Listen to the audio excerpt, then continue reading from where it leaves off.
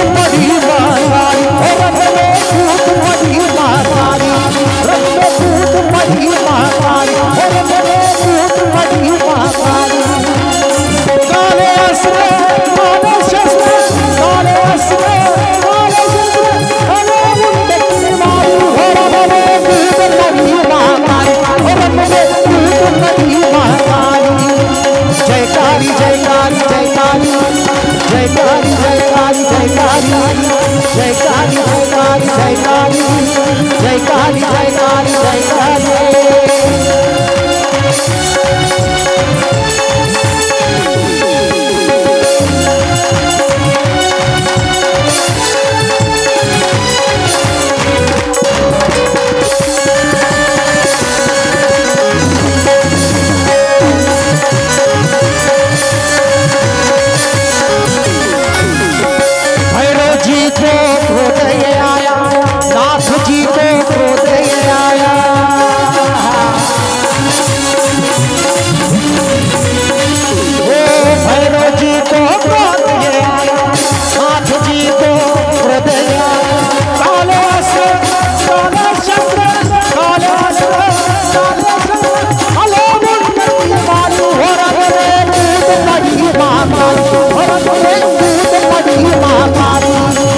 जय काली जय काली जय काली जय काली जय काली जय काली जय काली जय काली जय काली जय काली जय काली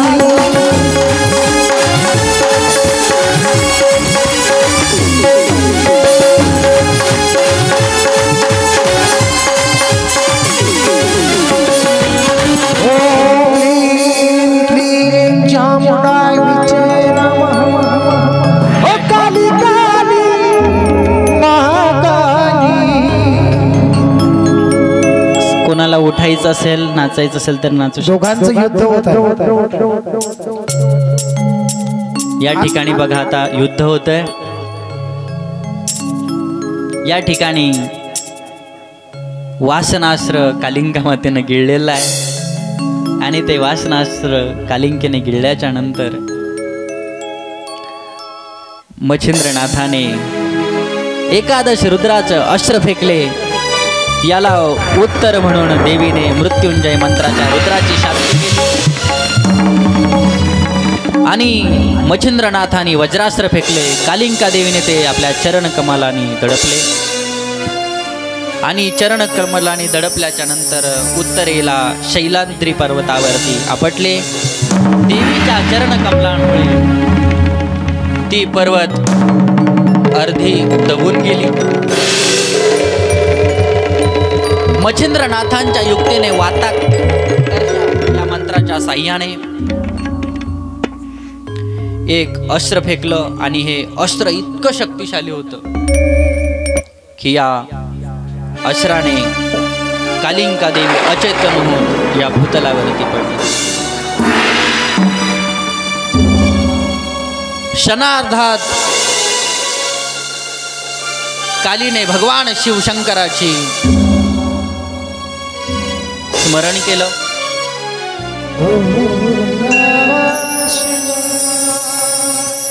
आणि स्मरण केल्याच्या नंतर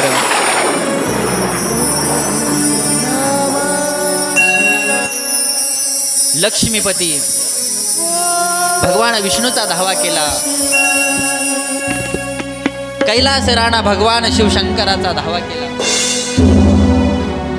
योगेश्वराय महादेवाय योगेश्वराय महादेवाय त्र्यंबकाय त्रिपुरांतकाय त्र्यंबकाय त्रिपुरांतकाय त्रिदलातेदाला तेदाला त्रिपुत्राय त्रिदलातेदाला तेदाला त्रिपुत्रा नीलकण्ठाय मृत्युंजयाय नीलकण्ठाय मृत्युंजयाय सर्वेश्वराय सदाशिवाय सर्वेश्वराय सदाशिवाय सर्वेश्वराय सदाशिवाय सर्वेश्वराय सदाशिवाय ओम नमः शिवाय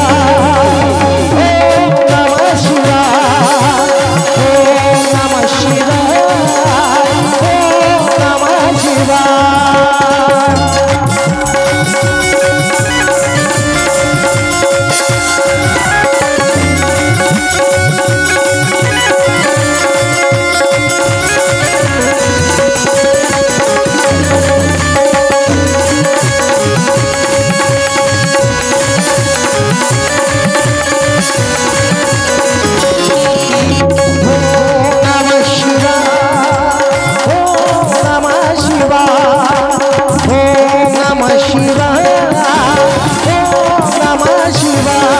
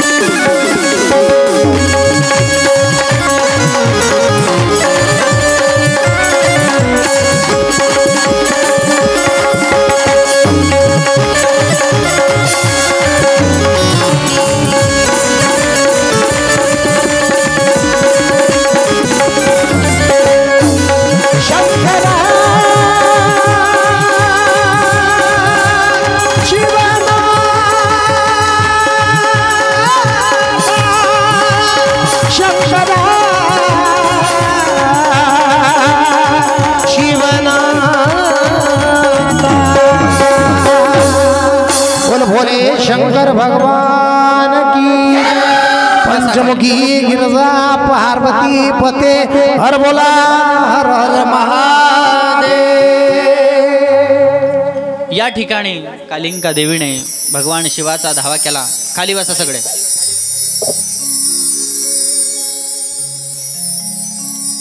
या ठिकाणी कालिंका देवीने भगवान शिवाचा धावा केला। भगवान शिवशंकर हे भोळ दैवत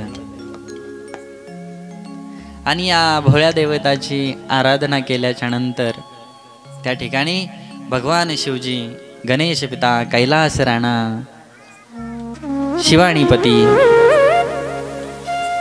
त्या ठिकाणी प्रगट झाले आणि प्रगट झाल्याच्या नंतर मच्छिंद्रनाथांनी सदाशिवा साष्टांग प्रणिपात नमन केलं, नमस्कार केलं, स्तवन केलं। मच्छिंद्रनाथांनी शंकरासमोर आपलं संपूर्ण घडलेलं मनोगत त्या ठिकाणी व्यक्त केलं। संपूर्ण घडलेलं मनोगत त्या ठिकाणी व्यक्त केल्याच्या नंतर भगवान शिवशंकर महाराज असं म्हणाले, प्रथम आता आपणास एक कार्य करायचं आहे की आपण प्रथम काली देवीला, कालिंका मातेला काय करा, सावध करा।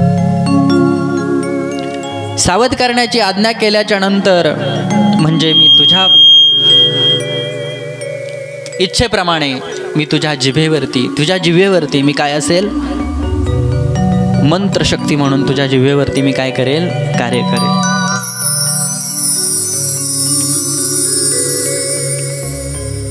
भगवंत भक्ताच्या रक्षणासाठी काय करतात, आपल्या इच्छा आकांक्षा आपण गेलेली प्रतिज्ञा देखील मोडण्याचं सामर्थ्य भगवंत ठेवत असतात की तू फक्त माझ्या भक्ताला काय कर, जागृत कर, माझ्या कालिंकेला काय कर, जागृत कर, म्हणजे मी मंत्रशक्ती म्हणून तुझ्या जिव्हेवरती, तुमच्या जिव्हेवरती कायम अविरत राहील।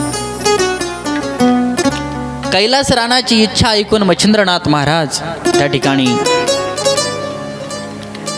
वाताकर्षण नावाचं जे मंत्र होता तो मागे घेतला आणि मागे घेतल्याच्या नंतर कालिंका मातेने उठून भगवान सदाशिव शंकर परमात्म्याच्या चरणावरती नमस्कार केला आणि भगवान शिवाला, भोलेनाथाला नमस्कार करून भोलेनाथ देवीस म्हणाले, हे कालिके, हे माते, ज्याप्रमाणे तू माझी शस्त्रशक्ती म्हणून मला मदत केलीस, त्याच प्रकारे तू मंत्रशक्ती म्हणून मच्छिंद्रनाथास काय कर, मदत कर। अशी आज्ञा शिवाने कालिकेस केली आणि कालिकेस मदत करण्याची आज्ञा ऐकून त्या ठिकाणी शिरोधार्थ कालिका म्हणाली, कालिंकेने होकार दिला। या ठिकाणी मच्छिंद्रनाथाची कालिका देवीची भेट झाल्यानंतर जे युद्ध झालं, मच्छिंद्रनाथांचा सुसंवाद झाला आणि या अध्यायाचं महत्त्व, महात्म्य असं सांगितलं जातं की हा जो अध्याय ऐकल्याच्या नंतर आपल्या जीवनामध्ये असणारे शत्रू आपले मित्र होतील, अशा पद्धतीने या अध्यायाचं महात्म्य सांगितलं। या अध्यायाचं पठण वाचन केल्याच्या नंतर आपल्या जीवनामध्ये मित्रत्व, मित्रप्राप्ती, मित्रत्व जिवंत होतं, शत्रुत्व नष्ट होतं। म्हणून या 6व्या अध्यायाचं पठण करायचं आणि या अध्यायाचं पठण करून पुढे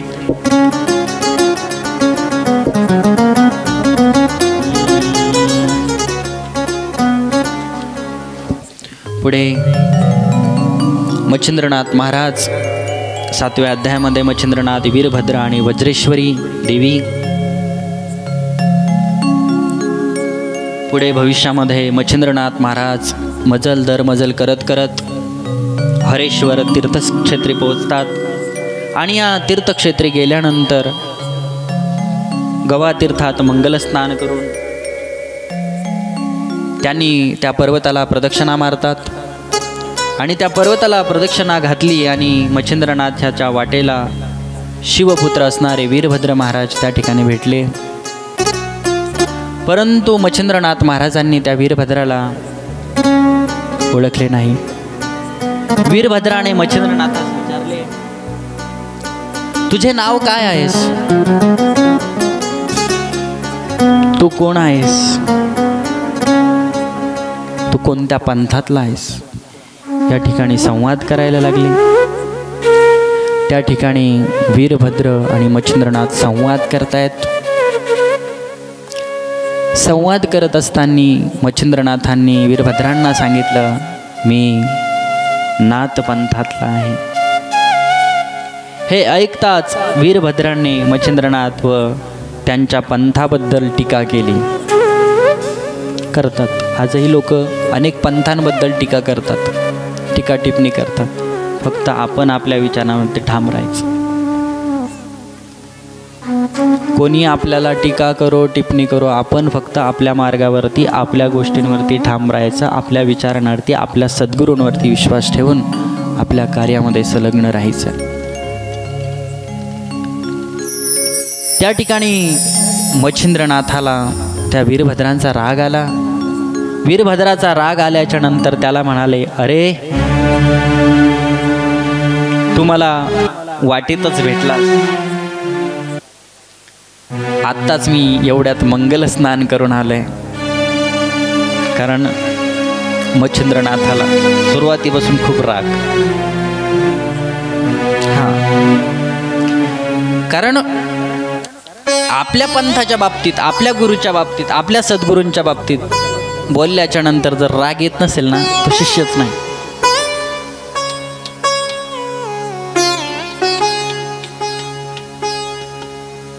त्या ठिकाणी मच्छिंद्रनाथ म्हणाले, मी एवढ्यात मंगल स्नान करून आलो, तुझ्या दर्शनाने मी अपवित्र झालो.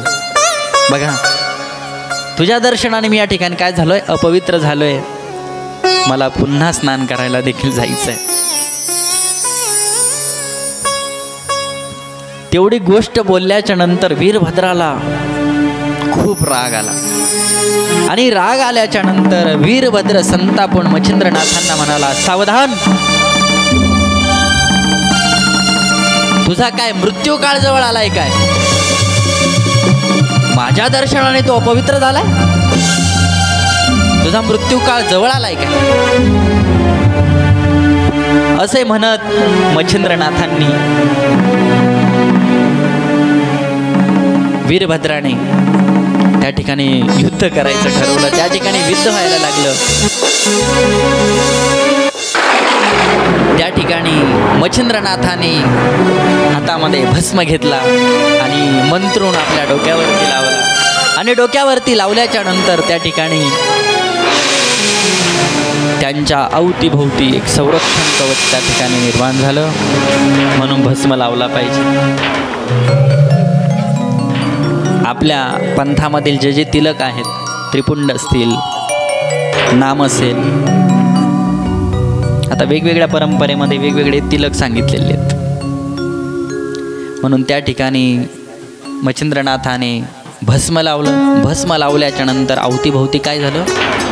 सुरक्षा कवच निर्माण झालं. म्हणून आपली लोक तिलक लावतात. कारण तिलक लावल्याच्या नंतर तुमच्या अवतीभोवती काय असतं? एक सुरक्षा कवच निर्माण होतं. म्हणून घराच्या बाहेर निघत असताना सगळ्यांनी काय केलं पाहिजे? तिलक, टिळा लावला पाहिजे. कारण हिंदू संस्कृतीमध्ये टिळ्याला खूप महत्त्व आहे. जो टिळा लावत नाही त्याचे विचारच खूप वेगळे असतात. त्याच्याबद्दल मला नाही बोलायचं. कोण लावत नाही त्याच्याबद्दल नाही बोलायचं. कारण आम्ही काही तर टीका टिप्पणी करण्यासाठी नाही बसलेलो. आपण फक्त काय करायचंय? आपण फक्त सांगायचं काम करायचं. त्या ठिकाणी जसं मच्छिंद्रनाथाच्या अवतीभोवती सुरक्षा कवच निर्माण झालं, त्या ठिकाणी वीरभद्राने सोडलेले बाण तोडले. वीरभद्र त्या ठिकाणी आश्चर्यचकित होतो. आणि आश्चर्यचकित झाल्याच्या नंतर त्या ठिकाणी युद्ध ते आणखी जोराने सुरू होतं. वीरभद्राने मच्छिंद्रनाथावर कलिकास्त्र सोडलं. त्याला प्रतिकार म्हणून मच्छिंद्रनाथाने मूलमायेची शक्ती फेकली आणि मूलमायेची शक्ती फेकल्यामुळे पुन्हा सृष्टी होऊ लागली. यामुळे त्रिदेव म्हणून ब्रह्म विष्णू महेश पुढील धोका ओळखून शरार्धात त्या ठिकाणी आले. त्या ठिकाणी भगवान शिवशंकर ब्रह्मदेव आणि विष्णू भगवान परमात्मा त्या ठिकाणी प्रगट झाले आणि प्रगट झाल्याच्या नंतर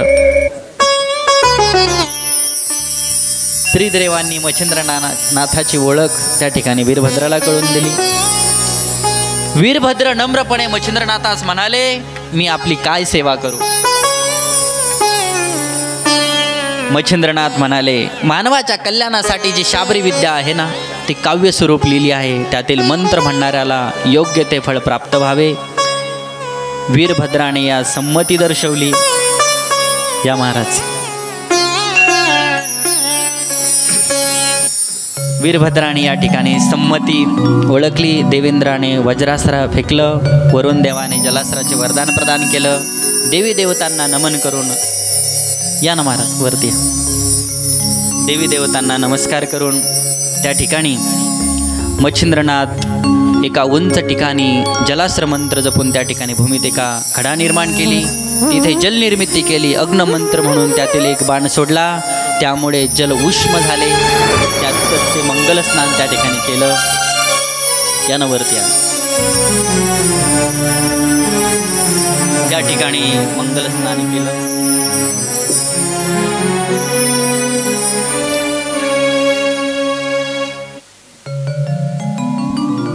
आपल्या कथेला भेट देण्यासाठी भागवताचार्य परमादरणीय माझे परमार्थ स्नेही,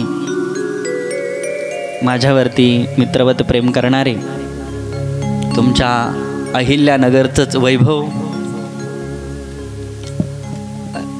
रासेश्वरी उद्योग समूहाचे सर्वेसर्वा भागवताचार्य अभिषेकजी महाराज या ठिकाणी आलेत. त्याबद्दल मी व्यासपीठाच्या वतीनं महाराजांचा मनपूर्वक आभार व्यक्त करतो. आपल्या कथेचे मार्गदर्शक रामजी महाराज पठाडे, त्यांचं काय बाहेर काम असल्या कारणाने ते आज कथेला उपस्थित लेट का होईना पण राहिले.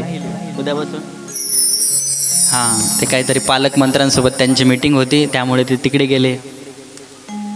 आणि या ठिकाणी मच्छिंद्रनाथाने आणि वज्रेश्वरी देवीचा त्या ठिकाणी संवाद होतोय. त्या ठिकाणी वज्रेश्वरीला त्या ठिकाणी त्या गरम पाण्यामध्ये स्नान करायला सांगतायत.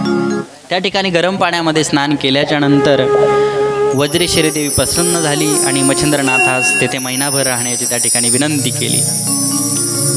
आणि मच्छिंद्रनाथांनी विचारल्यामुळे देवींनी आपल्याला वज्रेश्वरी हे नाव कसे प्राप्त झाले, हे कसे पडले ते सांगितले. तेथे महिनाभर राहून मच्छिंद्रनाथास उत्तर भारताकडे त्यांनी प्रस्थान केलं. या अध्यायाचं पठण केल्याच्या नंतर आपल्या ज्या मानसिक चिंता आहेत या ठिकाणी नष्ट होतात आणि हा मनुष्य जन्म मरणाच्या फेऱ्यामधून काय होतो, मुक्त होतो. आता मी आयोजकांना विनंती करतो की आपण आरतीची तयारी करायची. तोपर्यंत या ठिकाणी सुंदर असं या ठिकाणी महाराज भजन म्हणतील. ज्यांना कोणाला उठायचं असेल उठू शकता. सजा दो घर को गुलशन सा, सजा दो घर को गुलशन सा, मेरे सरकार सजा दो घर को गुलशन सा, सजा दो घर को गुलशन सा, मेरे सरकार